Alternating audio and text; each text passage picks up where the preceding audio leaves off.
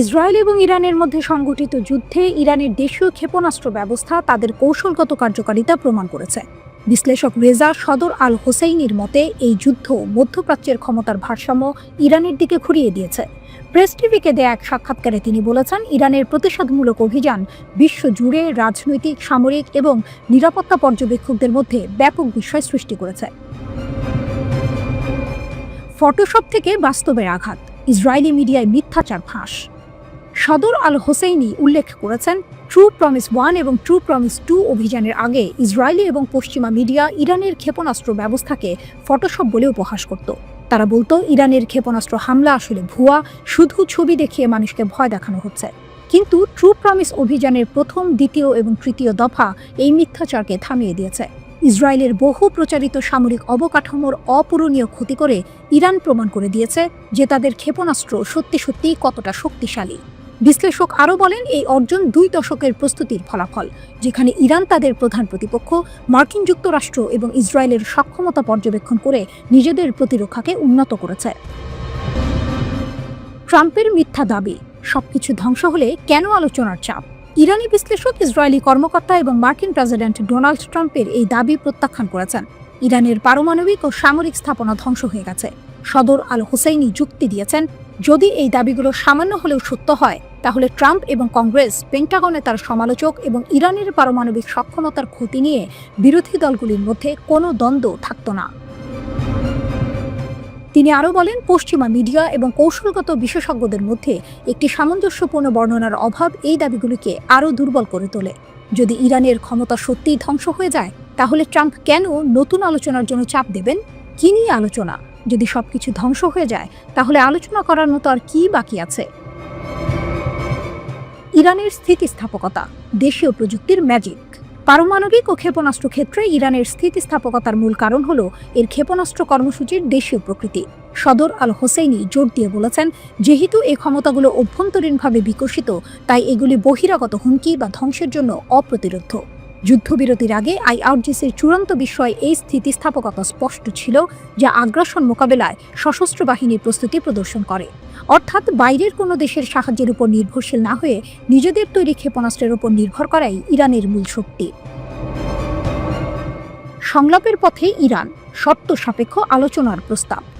ইরানের পারমাণবিক কর্মসূচি নিয়ে মার্কিন যুক্তরাষ্ট্র এবং ইউরোপীয় দেশগুলির সাথে ভবিষ্যতের আলোচনার বিষয়ে সদর আল হোসেইনি বলেছেন যে তেহরান কখনো সংলাপ প্রত্যাখ্যান করেনি এবং এর জন্য উন্মুক্ত রয়েছে। তবে এর কিছু শর্ত আছে, একটি স্পষ্ট বিষয়, সংজ্ঞায়িত সুযোগ, নির্ধারিত সময়সীমা এবং একটি বিশ্বাসযোগ্য প্রতিপক্ষ থাকতে হবে।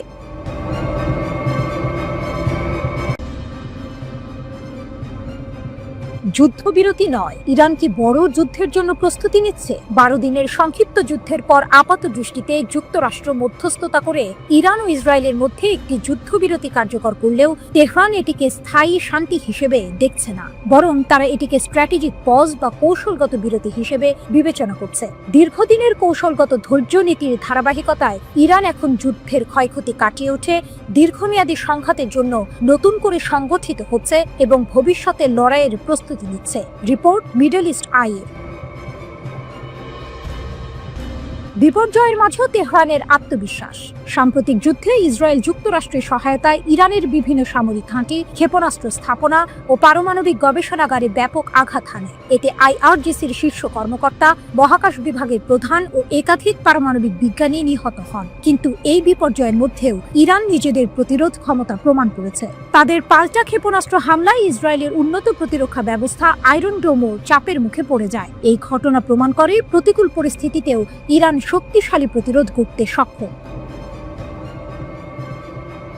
সামরিক শক্তি পুনর্গঠনে জোর। এই যুদ্ধবিরতির সুযোগকে কাজে লাগিয়ে ইরান নিজেদের সামরিক শক্তি পুনর্গঠনে পূর্ণ মনোযোগ দিয়েছে। তারা ক্ষেপণাস্ত্র ভান্ডার সমৃদ্ধ করছে, ফাতাহ ও খাইবার শেকান এর মতো হাইপারসনিক প্রযুক্তির উন্নয়ন ঘটাচ্ছে এবং বিমান প্রতিরক্ষা ব্যবস্থাকে আধুনিকায়ন করছে।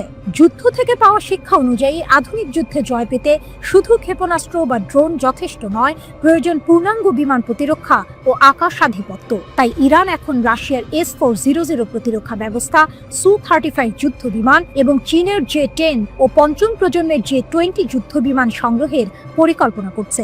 এছাড়া যুদ্ধের সময় ইরানের একটি বড় দুর্বলতা ছিল আকাশভিত্তিক আগাম সতর্কতা ব্যবস্থা এর অভাব। এই অভাব পূরণের জন্য চীন ও রাশিয়ার কাছ থেকে এসব অত্যাধুনিক প্রযুক্তি সংগ্রহ এখন তেহরানের প্রতিরক্ষা পরিকল্পনার অন্যতম অগ্রাধিকার।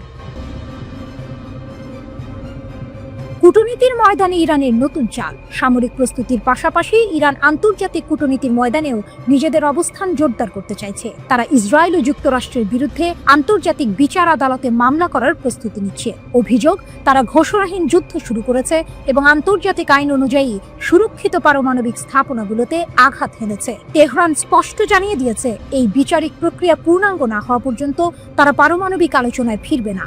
এরই মধ্যে ইরান আন্তর্জাতিক পরমাণু শক্তি সংস্থা IAEA এর সঙ্গে সহযোগিতা স্থগিত করেছে। তারা সংস্থার তদারকি ব্যবস্থাকে পক্ষপাতদুষ্ট আখ্যা দিয়েছে। এমনকি যুদ্ধ শুরুর আগেই তারা গোপনে বিপুল পরিমাণ সমৃদ্ধ ইউরেনিয়াম নিরাপদ স্থানে সরিয়ে ফেলেছে বলেও জানা গেছে। যেহেতু কোনো স্থাপনায় তেজস্ক্রিয়তার লক্ষণ পাওয়া যায়নি, ধারণা করা হচ্ছে এই ইউরেনিয়াম মজুদ এখনো অক্ষত রয়েছে, যা ভবিষ্যতে কৌশলগত চাপ তৈরির অস্ত্র হিসেবে ব্যবহৃত হতে পারে।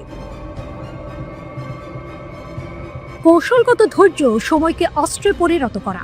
ইরান এখন কেবল যুদ্ধের ক্ষতি কাটিয়ে উঠছে না, বরং ধাপে ধাপে সামরিক, কূটনৈতিক ও মনস্তাত্ত্বিক লড়াইয়ের প্রস্তুতি নিচ্ছে। তাদের বিশ্বাস, সময়ের সঙ্গে সঙ্গে ইসরায়েল আরও বেশি আন্তর্জাতিক ও অভ্যন্তরীণ চাপে পড়বে, আর সেই সময়কেই তারা কৌশলগতভাবে ব্যবহার করতে চায় নিজেদের পক্ষে ভারসাম্য টানতে। তেহরানের কাছে কৌশলগত ধৈর্য মানে শুধুই অপেক্ষা নয়, বরং এটি সময়কে একটি শক্তিশালী অস্ত্রে পরিণত করে ধাপে ধাপে প্রতিপক্ষকে দুর্বল করার দীর্ঘমেয়াদী এক রাজনৈতিক ও মনস্তাত্ত্বিক যুদ্ধনীতি।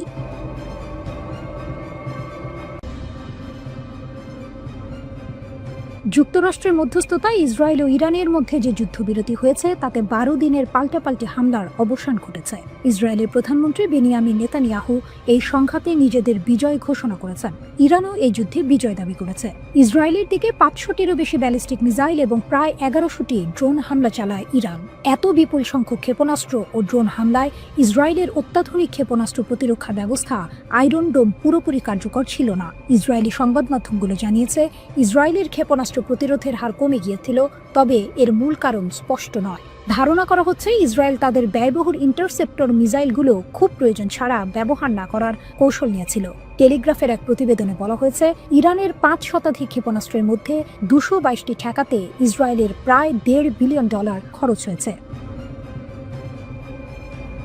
ক্লাস্টার বোমা ওয়ারহেড এবং ইসরায়েলের ক্ষয়ক্ষতি। দ্য টেলিগ্রাফের প্রতিবেদন অনুযায়ী 19 জুনের হামলায় ইরান তাদের ক্ষেপণাস্ত্রে একটি ক্লাস্টার বোমা ওয়ারহেড ব্যবহার করে। এই ওয়ারহেড প্রায় 8 কিলোমিটার এলাকার মধ্যে 20টি ছোট ছোট বিস্ফোরণ ঘটায়। এর মধ্যে একটি বিস্ফোরক আজর শহরে আঘাত হানে, যার শব্দ এবং ক্ষয়ক্ষতি ছিল ছোটখাটো রকেট বিস্ফোরণের মতো। ইরানের ক্ষেপণাস্ত্র সক্ষমতা বৃদ্ধি এবং ইসরায়েলের উদ্বেগ।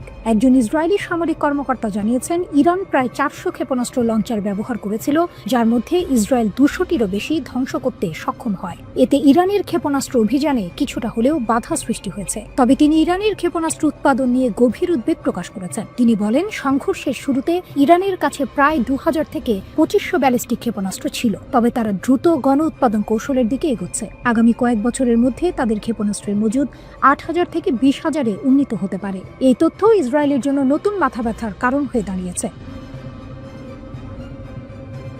আয়রন ডোম নিয়ে ইরানিদের উপহাস ব্যাপক ক্ষয়ক্ষতি এড়াতে না পারায় ইসরায়েলের প্রতিরক্ষা ব্যবস্থা নিয়ে রীতিমতো রসিকতা করেছে ইরান। দেশটির গণমাধ্যমে আয়রন ডোমকে উপহাস করে কার্টুন বানানো হচ্ছে। ইসরায়েলি শহরগুলোতে আঘাত হানা ক্ষেপণাস্ত্রের ভিডিওতে বাজানো হচ্ছে বিপ্লবী গান। ইরানি কর্মকর্তারা মনে করছেন, ইসরায়েলের বিমান প্রতিরক্ষা ব্যবস্থাকে বিভ্রান্ত করার জন্য একই সঙ্গে ক্ষেপণাস্ত্র এবং ড্রোন ব্যবহার করা ছিল তাদের কৌশলগত সাফল্য।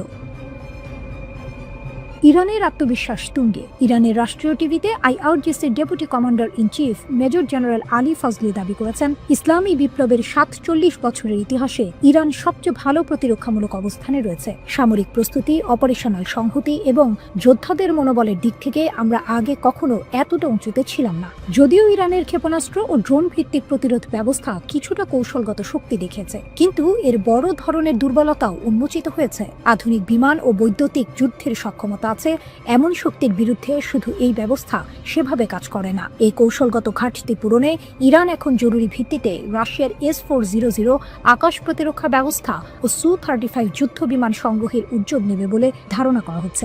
একই সঙ্গে চীনের কাছ থেকে যুদ্ধ বিমান নেওয়ার বিষয়টিকেও ইরান এখন বিবেচনা করবে, কেননা সম্প্রতি ভারত পাকিস্তান সংঘাতের সময় চীনের যুদ্ধ বিমান সক্ষমতা প্রমাণ করেছে।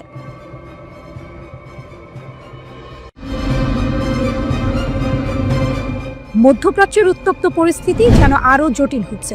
ইসরায়েল ও ইরানের মধ্যে চলা 12 দিনের সংঘাতের পর ইরান এখন আরও কঠোর অবস্থানে। তাদের সামরিক বাহিনীর ঘোষণা অনুযায়ী পরবর্তী কোনো ইসরায়েলি আগ্রাসনে কোনো রেড লাইন মানবে না তেহরান। ইসরায়েলকে ইরানের চরম হুঁশিয়ারি, কোনো রেড লাইন থাকবে না। ইরানের বিপ্লবী গার্ড কোর IRGC এর মুখপাত্র ব্রিগেডিয়ার জেনারেল আলী মোহাম্মদ নাইনি এক বিস্ফোরক মন্তব্য করেছেন। তিনি বলেছেন, ইসরায়েল যদি আবারও আগ্রাসন চালায় তাহলে ইরানের প্রতিক্রিয়া হবে ভয়াবহ এবং তখন কোনো রেডলাইন থাকবে না। আল মায়াদিন টেলিভিশনকে দেয়া এক সাক্ষাৎকারে নাইনি এই হুঁশিয়ারি দেন। তার মতে, ইরানের বিরুদ্ধে 12 দিনের আগ্রাসনে ইসরায়েলি সরকার তাদের লক্ষ্য অর্জনে পুরোপুরি ব্যর্থ হয়েছে। তিনি জোর দিয়ে বলেন, ইরানের দ্রুত প্রতিক্রিয়া শত্রুদের সব হিসাব নিকাশকে বানচাল করে দিয়েছে। নাইনি জানান, সাম্প্রতিক যুদ্ধে শত্রুর মূল লক্ষ্য ছিল ইরানের সামরিক সক্ষমতা ধ্বংস করা এবং ইসলামী প্রজাতন্ত্রকে আত্মসমর্পণ ও ভেঙে ফেলতে বাধ্য করা। তিনি আরও বলেন, আলোচনার মাধ্যমে লক্ষ্য অর্জনে ব্যর্থ হওয়ার পরেই শত্রুরা ইরানের বিরুদ্ধে সামরিক পদক্ষেপ নিতে বাধ্য হয়েছিল। IRGCর এই মুখপাত্রের মতে, ইরানের শত্রুদের ইসলামী প্রজাতন্ত্র সম্পর্কে যথেষ্ট ধারণা নেই। স্যাটেলাইট তথ্যে ইসরায়েলের দুর্বলতা প্রকাশ। যুদ্ধের ময়দানে ইসরায়েল চূড়ান্ত বিজয় দাবি করলেও যুক্তরাষ্ট্রের সংবাদ মাধ্যম দ্য টেলিগ্রাফের এক প্রতিবেদন ভিন্ন চিত্র তুলে ধরেছে। হাতে আসা স্যাটেলাইট রাডার তথ্যের ভিত্তিতে টেলিগ্রাফ দাবি করেছে, সাম্প্রতিক যুদ্ধে ইরানের ক্ষেপণাস্ত্র ইসরায়েলের অন্তত 5টি সামরিক ঘাঁটিতে সরাসরি আঘাত হেনেছে। ইসরায়েল সরকার এখন পর্যন্ত আনুষ্ঠানিকভাবে এই হামলার ঘটনা স্বীকার করেনি। এমনকি কঠোর সামরিক বিধিনিষেধের কারণে দেশটির কোনো সংবাদ মাধ্যমও এই নিয়ে খবর প্রকাশ করতে পারেনি। এই তথ্য ফাঁস হওয়ায় প্রতিদ্বন্দ্বী দুই পক্ষের মধ্যে কথার লড়াই আরও তীব্র হবে বলেই ধারণা করা হচ্ছে। ইসরায়েলের প্রতিরক্ষা ব্যবস্থার দুর্বলতা নিয়ে প্রশ্ন। বিশেষজ্ঞরা বলছেন, সময়ের সঙ্গে সঙ্গে ইরানের ক্ষেপণাস্ত্র কেন বেশি পরিমাণে ইসরায়েল আকাশ প্রতিরক্ষা ব্যবস্থা ভেদ করতে পারল তা এখনও স্পষ্ট নয়। তবে এর সম্ভাব্য কারণ হিসেবে তারা কয়েকটি বিষয় তুলে ধরেছেন। সীমিত ইন্টারসেপ্টর। ইসরায়েল তাদের সীমিত ক্ষেপণাস্ত্র বিধ্বংসী ক্ষেপণাস্ত্র রয়ে ব্যবহার করেছিল। উন্নত ইরানি প্রযুক্তি। ইরানের ক্ষেপণাস্ত্র ছোড়ার পদ্ধতি উন্নত হয়েছে এবং তারা হয়তো আরও বেশি পরিমাণে অত্যাধুনিক ক্ষেপণাস্ত্র ব্যবহার করেছে। ইসরায়েলের আকাশ প্রতিরক্ষা ব্যবস্থায় বিভিন্ন স্তর রয়েছে। আয়রন ডোম, এটি মূলত মর্টার ও রকেটের মতো স্বল্প পাল্লার প্রজেক্টাইল থেকে সুরক্ষার জন্য তৈরি করা হয়েছে। ডেভিড স্লিং সিস্টেম, এটি মাঝের স্তরের প্রতিরক্ষা নিশ্চিত করে এবং ড্রোনও 300 কিলোমিটার পর্যন্ত দূরত্বের ক্ষেপণাস্ত্র আটকাতে পারে। অ্যারো সিস্টেম, এটি সবচেয়ে ওপরের স্তরের জন্য, যা দীর্ঘ দূরত্বের ব্যালিস্টিক ক্ষেপণাস্ত্রকে বায়ুমণ্ডলে ফিরে আসার আগেই ধ্বংস করে ফেলে। তবে এই বহুস্তরীয় প্রতিরক্ষা ব্যবস্থা থাকা সত্ত্বেও ইরানের ক্ষেপণাস্ত্রের সফল আঘাত ইসরায়েলের নিরাপত্তা নিয়ে নতুন প্রশ্ন তৈরি করেছে।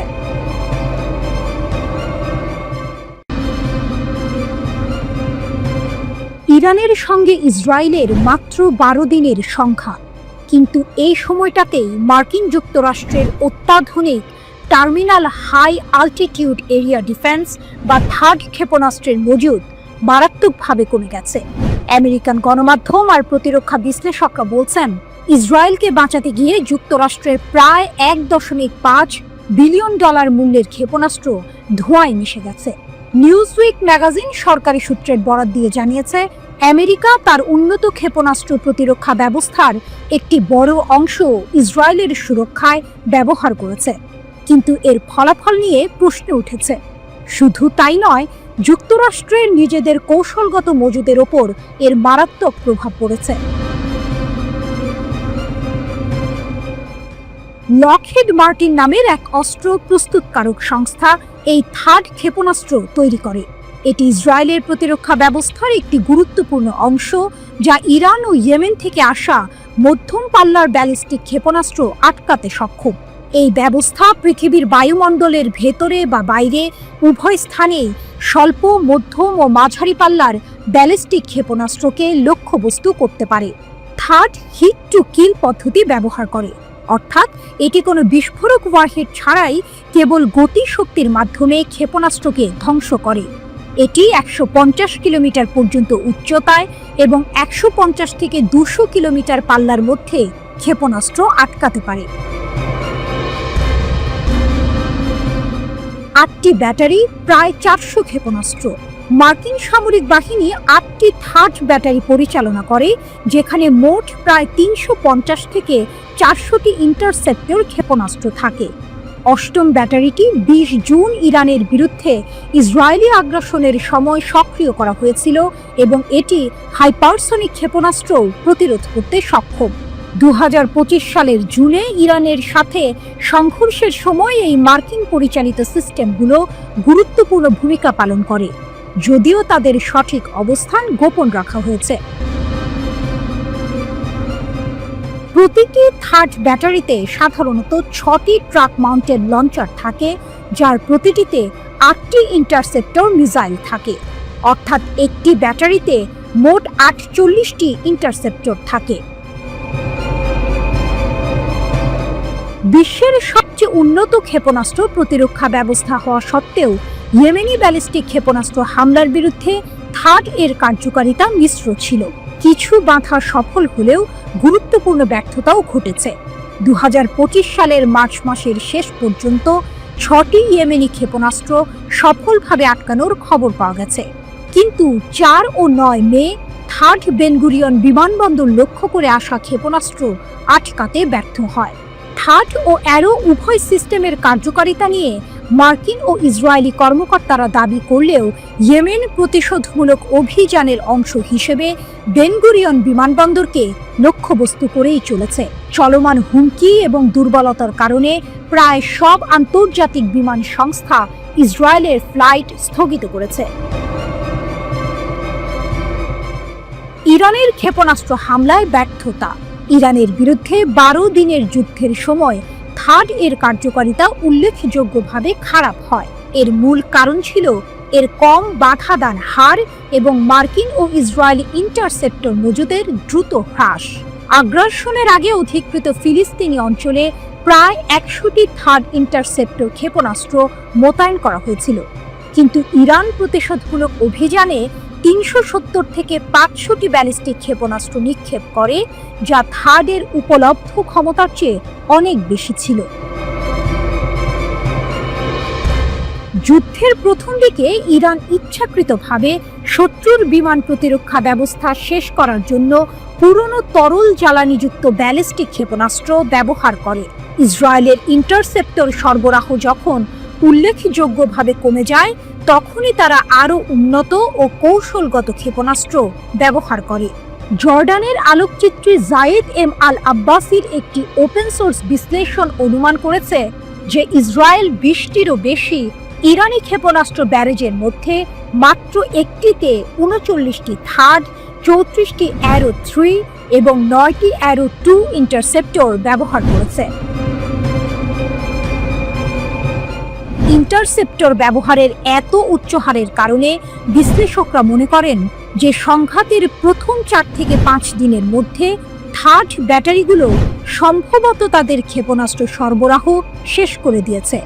ইসরায়েলি সংবাদ মাধ্যম হারেজ ইসরায়েলি সামরিক সূত্রের বরাত দিয়ে জানিয়েছে যে প্রায় 200টি আমেরিকান এবং ইসরায়েলি ইন্টারসেপ্টর ক্ষেপণাস্ত্র উৎক্ষেপণ করা হয়েছে, যার আনুমানিক ব্যয় 5 বিলিয়ন শেকেল, প্রায় $1.5 বিলিয়ন।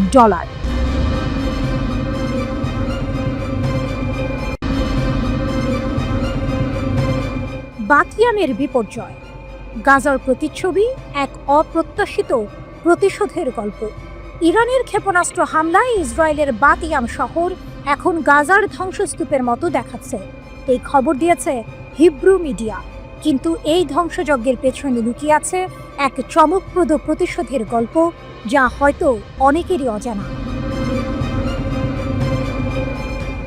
ইসরায়েলি দৈনিক ক্যালকালিস্টের তথ্য অনুযায়ী ইরানের হামলার পর বাতিয়াম থেকে প্রায় 18,000 মানুষকে সরিয়ে নেওয়া হয়েছে। এর মধ্যে 12,000 জনকে হোটেলে এবং বাকিদের ভাড়া অ্যাপার্টমেন্টে রাখা হয়েছে। বাতিয়াম, তেল আবিব, রেহোবট এবং রামাত গান এই 4টি শহরই ইরানের ক্ষেপণাস্ত্র হামলায় মারাত্মকভাবে ক্ষতিগ্রস্ত হয়েছে। এই অভাবনীয় ক্ষতির ফলে আবাসনের তীব্র সংকট দেখা দিয়েছে, যা বাস্তুচ্যুত করেছে হাজার হাজার বসতি স্থাপনকারীকে।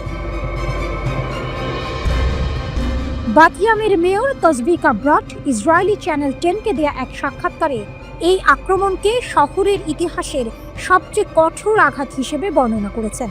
তিনি জানান, 120 ডুনাম প্রায় 40 একর আবাসিক এলাকা সম্পূর্ণরূপে নিশ্চিহ্ন হয়ে গেছে। তার দাবি, একদিনের ইরানি বোমা হামলায় এখন ধ্বংসযজ্ঞ হয়েছে, যা আগে কখনো দেখা যায়নি। এটি এখন শুধু বাত ইয়ামেই নয়, দখলকৃত ভূমি জুড়ে দেখা যাওয়া সবচেয়ে বিপর্যয়কর আক্রমণ। এই অপ্রত্যাশিত ধ্বংসযজ্ঞের ফলে মধ্যমেয়াদী আবাসনের দাম বাড়ার আশঙ্কা করা হচ্ছে। উত্তর তেল আবিবের রিয়েল এস্টেট অফিস থেকে প্রাপ্ত প্রতিবেদন অনুসারে এলাকায় পর্যাপ্ত অ্যাপার্টমেন্ট মজুদ নেই, যা বাস্তুচ্যুত পরিবারগুলির জন্য এক গভীর অনিশ্চয়তা তৈরি করেছে। কিন্তু এই বিধ্বংসী হামলার সূত্রপাত কোথায়? 13 জুন আমেরিকান সমর্থনে ইসরায়েলি সরকার ইরানের ওপর তাদের আগ্রাসন শুরু করে। এই হামলায় বেশ কয়েকজন শীর্ষস্থানীয় সামরিক কমান্ডার, বিজ্ঞানী এবং নারী ও শিশু সহ অনেক সাধারণ বেসামরিক নাগরিক নিহত হন। এরপরই আসে ইরানের অপ্রত্যাশিত জবাব। একই দিনে Islamic Revolutionary Guard Corps IRGC এর নেতৃত্বে ইরানের সশস্ত্র বাহিনী ইসরায়েলি শাসনের বিরুদ্ধে অপারেশন ট্রু প্রমিস 3 নামে এক অভূতপূর্ব প্রতিশোধমূলক অভিযান শুরু করে। ইরান নতুন প্রজন্মের অনেক ক্ষেপণাস্ত্র ব্যবহার করে ইসরায়েল এবং তার সামরিক ও শিল্প অবকাঠামোতে নির্ভুলভাবে আঘাত হানে।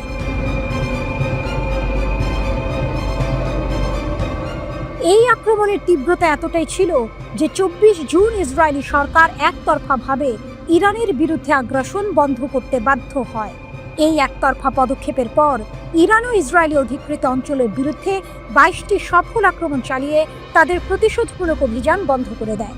ইসরায়েলি স্বাস্থ্য মন্ত্রণালয় ইরানের প্রতিশোধমূলক আক্রমণে 29 জন নিহত এবং 3,238 জন আহত হওয়ার বিষয়টি নিশ্চিত করেছে। তবে পর্যবেক্ষকরা বলছেন, ইসরায়েলের হতাহতের পরিসংখ্যান সেন্সর করার ইতিহাসের কারণে এই সংখ্যাটি অনেক বেশি হতে পারে। বাতিয়ামের আজকের পরিস্থিতি কেবল গাজার প্রতিচ্ছবি নয়, এটি ইসরায়েলের আগ্রাসনের বিরুদ্ধে ইরানের এক অপ্রত্যাশিত এবং কার্যকর প্রতিশোধের ফসল। এই ঘটনা স্পষ্ট করে দিয়েছে যে মধ্যপ্রাচ্যের ক্ষমতার ভারসাম্যে এক নতুন অধ্যায়ের সূচনা হয়েছে।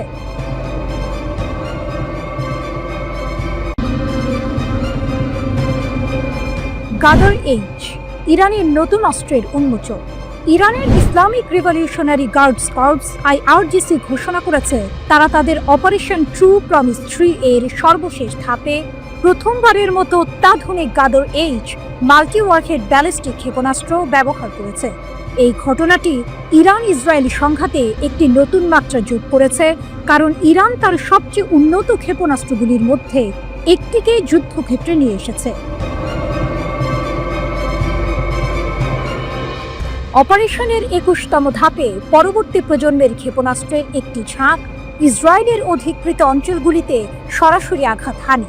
IRGC জানিয়েছে, এই ধাপে কঠিন এবং তরল উভয় জ্বালানি চালিত ক্ষেপণাস্ত্র ব্যবহার করা হয়েছে, যা স্মার্ট ড্রোন হামলার সাথে সমন্বিত ছিল। এটি ইরানের সামরিক সক্ষমতা এবং কৌশলগত দক্ষতার একটি বড় প্রমাণ। কেন গাদার এইচ এত গুরুত্বপূর্ণ? গাদার এইচ হল খাইবার শ্রেণীর ব্যালিস্টিক ক্ষেপণাস্ত্রের একটি উন্নত সংস্করণ।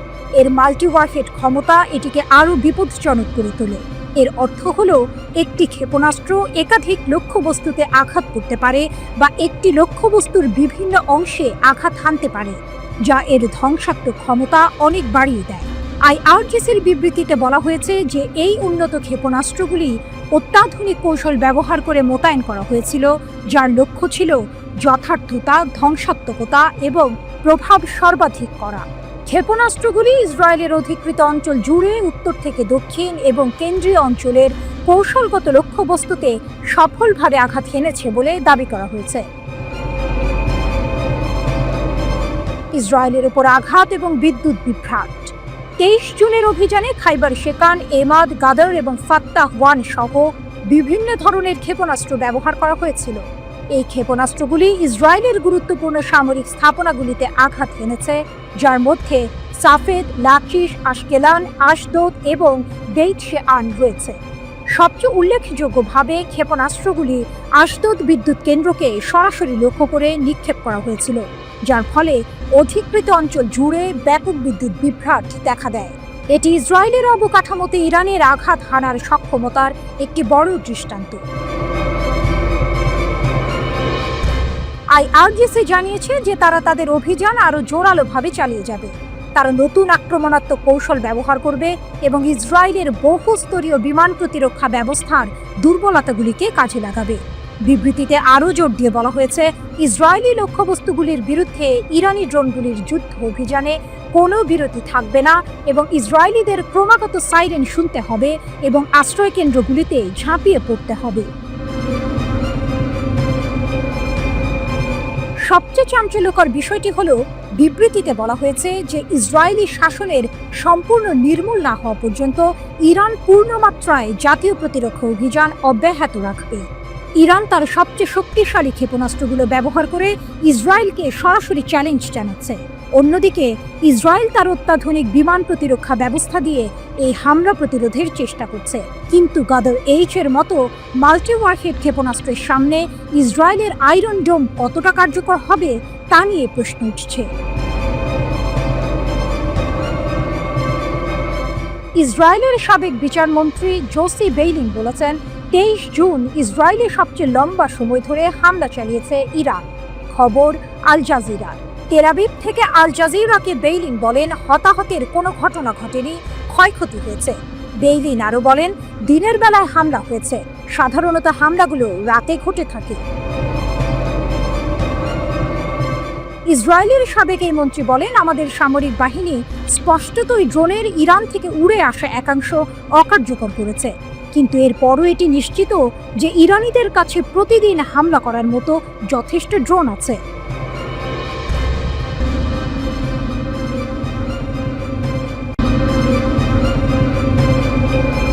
ইসরায়েলের ইরানের উপর 11 দিনের বোমা হামলা কি সফল হয়েছিল? এই প্রশ্নটি এখনো ঘুরপাক খাচ্ছে। যুদ্ধবিরতি ঘোষণার সময় ইসরায়েলের প্রধানমন্ত্রী বেনিয়ামিন নেতানিয়াহু দাবি করেছিলেন যে ইসরায়েলের লক্ষ্যগুলো অর্জিত হয়েছে, কিন্তু এই দাবি যে বেশ প্রশ্নবিদ্ধ তা নিঃসন্দেহে বলা যায়। নেতানিয়াহুর দুটি লক্ষ্য পূরণ না হওয়া প্রতিজ্ঞা। এই স্বল্পস্থায়ী যুদ্ধের শুরুতে নেতানিয়াহু দুটি বড় লক্ষ্যের কথা ঘোষণা করেছিলেন। প্রথমত, ইরানের পরমাণু কর্মসূচি গুঁড়িয়ে দেয়া এবং দ্বিতীয়ত, ইরানি শাসন ব্যবস্থার পরিবর্তন ঘটানো। কিন্তু এই দুটি লক্ষ্যই কি পূরণ হয়েছে? উত্তরটা হলো না। পরমাণু কর্মসূচির প্রহেলিকা। কি হলো না। নেতানিয়াহু ইরানের পরমাণু কর্মসূচি গুঁড়িয়ে দেওয়ার দাবি করলেও তথ্য বলছে ভিন্ন কথা। ফার্দো পারমাণবিক স্থাপনায় যুক্তরাষ্ট্র হামলা চালানোর আগেই ইরান সেখান থেকে ফিউশনযোগ্য বা বিভাজ্য পদার্থ অন্যখানে সরিয়ে নিয়েছিল। ইউরেনিয়ামের এই মজুতি ইরানের পারমাণবিক কর্মসূচির সবচেয়ে গুরুত্বপূর্ণ অংশ। ফলে ইসরায়েলের এই অভিযান তাদের মূল লক্ষ্য অর্জনে ব্যর্থ হয়েছে। আসলে ইসরায়েল হামলা চালিয়ে ইরানের পারমাণবিক কর্মসূচির কতটা ক্ষতি করতে পেরেছে তা এখনো পরিষ্কার নয়। ইসরায়েল যুক্তরাষ্ট্রকে রাজি করাতে সক্ষম হয়েছিল ইরানের পারমাণবিক স্থাপনায় বাংকার বাস্টার বোমা দিয়ে হামলা চালাতে, কিন্তু এর বাইরে এই আক্রমণ অভিযানে ইসরায়েল যুক্তরাষ্ট্রের সহায়তা পেয়েছে খুব সামান্যই। যতক্ষণ না ইরান তাদের পারমাণবিক স্থাপনাগুলোতে বিদেশি বিশেষজ্ঞদের প্রবেশের অনুমতি দিচ্ছে, ততক্ষণ পর্যন্ত ক্ষয়ক্ষতির প্রকৃত চিত্র বোঝা কঠিন। সরকার পরিবর্তন ব্যর্থ এক কৌশল। ইসরায়েলের দ্বিতীয় লক্ষ্য ছিল ইরানের সরকার পরিবর্তন ঘটানো। মজার ব্যাপার হলো, এর সংক্ষিপ্ত উত্তর হলো উল্টো ফলটাই বেশি হয়েছে। ইরানের বিভিন্ন নিরাপত্তা সংস্থায় নেতৃত্বে থাকা সামরিক নেতাদের হত্যা করে ইসরায়েল চেয়েছিল দেশটির শাসক দলের বিরুদ্ধে গণ অভ্যুত্থান উস্কে দিতে। তাদের বিশ্বাস ছিল শত্রু রাষ্ট্রকে অস্থিতিশীল করার সেরা উপায় হলো জ্যেষ্ঠ নেতাদের হত্যা করা। কিন্তু ইসরায়েলের এই কৌশল কখনোই তেমন কাজ করেনি। একমাত্র সম্ভাব্য ব্যতিক্রম হতে পারে লেবাননের হিজবুল্লাহ নেতা হাসান নাসরুল্লাহর হত্যার প্রভাব। তবে হিজবুল্লাহর দুর্বল হওয়ার পেছনে লেবাননের অভ্যন্তরীণ রাজনৈতিক গতি প্রকৃতির ভূমিকা ছিল সবচেয়ে বেশি। অন্য সব ক্ষেত্রেই নেতৃত্বকে দুর্বল করে দেওয়ার ইসরায়েলি এই কৌশল বড় কোনো রাজনৈতিক পরিবর্তন আনতে সম্পূর্ণ ব্যর্থ হয়েছে। ইসরায়েলের একেবারে কেন্দ্রে যে বাস্তব ও ব্যাপক ক্ষয়ক্ষতি হয়েছে সেটাও বিবেচনায় নেওয়া উচিত। এই যুদ্ধে ইসরায়েল খুবই দ্রুতই ইরানের আকাশসীমায় নিজেদের আধিপত্য প্রতিষ্ঠা করেছিল, প্রায় ইচ্ছামতো হামলা চালাতে পেরেছিল। কিন্তু ইরানের ক্ষেপণাস্ত্র বারবার ইসরায়েলের সুপ্রসিদ্ধ আকাশ প্রতিরক্ষা ব্যবস্থা ভেদ করে বারবার তেল আবিব, জেরুজালেম সহ একেবারে কেন্দ্রে এবং দেশের সর্বত্র আঘাত হানতে সক্ষম হয়। ইরানের এই হামলায় গোটা ইসরায়েল কার্যত অচল হয়ে পড়ে। নজিরবিহীন হতাহত ও ক্ষয়ক্ষতির ঘটনা ঘটে। ইসরায়েলের প্রতিরোধমূলক ক্ষেপণাস্ত্রের মজুদ ফুরিয়ে আসছিল। খুব দ্রুত সেই শূন্যস্থান পূরণের আশা ছিল না। অর্থনীতি দ্রুত ভেঙে পড়ার মুখে পড়ে। এটি ইরানের জন্য আরেকটি বিজয়।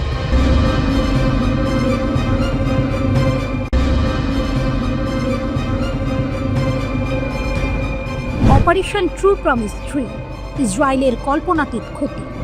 Islamic Revolutionary Guard Corps IRGC এর একজন সিনিয়র কমান্ডার দাবি করেছেন যে অপারেশন ট্রু প্রমিস 3 ইসরায়েলের উপর যে আঘাত এনেছে তার ক্ষয়ক্ষতি ইসরায়েলিদের ধারণার চেয়েও অনেক বেশি। এই দাবির পেছনে লুকিয়ে আছে এক চাঞ্চল্যকর কাহিনী, যেখানে ইরান এমন কিছু কৌশল ব্যবহার করেছে যা শত্রুদের কল্পনারও বাইরে ছিল। ব্রিগেডিয়ার জেনারেল ইয়াদুল্লাহ জাভানি এক সাক্ষাৎকারে বলেন, ইসরায়েলের প্রতিরক্ষা প্রস্তুতি যখন তুঙ্গে ছিল, এমনকি তাদের সমস্ত বিমান প্রতিরক্ষা ব্যবস্থা সক্রিয় ছিল এবং প্রতিবেশী দেশগুলোর আকাশসীমাও তাদের নিয়ন্ত্রণে ছিল, ঠিক তখনই অপারেশন ট্রু প্রমিস 3 পরিচালিত হয়। এর অর্থ কি?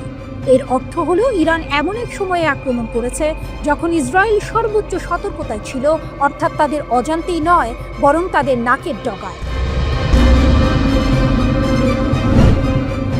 এখানেই আসে আসল টুইস্ট। জাভানি আরও উল্লেখ করেন যে ইসরায়েল ভেবেছিল ইরানের সামরিক ও ক্ষেপণাস্ত্র ক্ষমতা তাদের হামলায় সম্পূর্ণ ধ্বংস হয়ে গেছে, যার ফলে ইরান ট্রু প্রমিস 1 এবং 2 এর মতো অভিযান চালাতে অক্ষম। কিন্তু বাস্তবে ঘটলেও সম্পূর্ণ উল্টোটা। ইরান শুধু অভিযান চালায়নি, বরং এমন সব ক্ষেপণাস্ত্র এবং ড্রোন ব্যবহার করেছে যা ইসরায়েলকে হতবাক করে দিয়েছে। জাভানি বিশেষভাবে আরাশের মতো নতুন ড্রোনের কথা উল্লেখ করেছেন, যা দূরপাল্লার ব্যালিস্টিক ক্ষেপণাস্ত্রের পাশাপাশি ইসরায়েলি অধিকৃত অঞ্চলে সফলভাবে মোতায়েন করা হয়েছে। এই অভূতপূর্ব বৈচিত্র্যময় প্রজেক্টাইল ইসরায়েলের ধারণার চেয়েও বেশি শক্তিশালী ছিল। প্রেস টিভির প্রতিবেদনে বলা হয়েছে, ইরান যেখানে তাদের শহীদ ও আহতদের ছবি এবং খবর প্রকাশে এনেছে, সেখানে ইসরায়েলি সামরিক বিবৃতি, গোয়েন্দা সংস্থার বুলেটিন এবং এমনকি সাধারণ নাগরিকদের বিরুদ্ধে হুমকি দিয়ে ক্ষয়ক্ষতি, ধ্বংস এবং হতাহতের প্রকৃত পরিমাণ গোপন করার চেষ্টা করছে। কেন এমন করছে? কারণ ক্ষতির পরিমাণ এতটাই বেশি যে তারা তা স্বীকার করতে ভয় পাচ্ছে। জাভানি যেমন বলেছেন, তবুও অভিযানের বিশাল পরিধির কারণে তারা তাদের নিজস্ব জনসাধারণের কাছে সীমিত প্রতিবেদন জারি করতে বাধ্য হয়েছে। তাহলে প্রশ্ন হলো, ইসরায়েল কি সত্যি এই ক্ষতির জন্য প্রস্তুত ছিল, নাকি তারা এমন এক পরিস্থিতির মুখোমুখি হয়েছে যা তাদের কল্পনারও বাইরে ছিল? এই প্রশ্নগুলোর উত্তর সময়ই বলে দেবে।